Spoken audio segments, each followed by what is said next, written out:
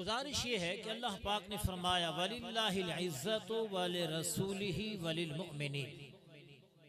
तवज्जो फरमाया जाए, इज्जत अल्लाह के लिए है, इज्जत अल्लाह के रसूल के लिए है और इज्जत मुसलमान और मोमिनीन के लिए है। दुनिया में बड़े लोग मौजूद हैं, सब अपनी इज्जत की बात करते हैं, लेकिन सबसे बढ़कर इज्जत अल्लाह पाक की, रब से बढ़कर किसी की इज्जत नहीं है। अल्लाह के बाद सबसे बड़ी इज्जत अल्लाह के नबी की है, आकाए दो आलम से बढ़कर किसी की इज्जत नहीं है।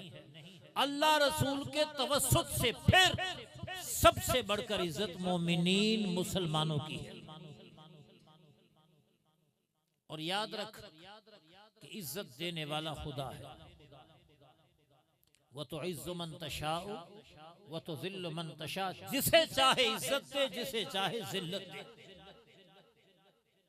हम कहते हैं जी फलां बंदे को कुर्सी मिल गई, वजारत मिल गई, फलां की हुकूमत आ गई, डंडे भी उसकी, झंडे भी उसके, नारे भी उसके, लेकिन 2-4 दिन के बाद कान से पकड़ के जेल में ठोंस दिया जाता है। ये दुनिया की इज्जतें झूठी इज्जतें हैं। कुर्सी, दौलत, ताकत, शोहरत, घमंड, गुरूर, ये इज्जत फानी है। असल इज्जत ये है कि या खुदा की इज्जत है, या मुस्तफा की इज्जत है, या जो रब रसूल का बना उस मोमिन की इज्जत है। इसके सिवा दुनिया में इज्जत है ही नहीं।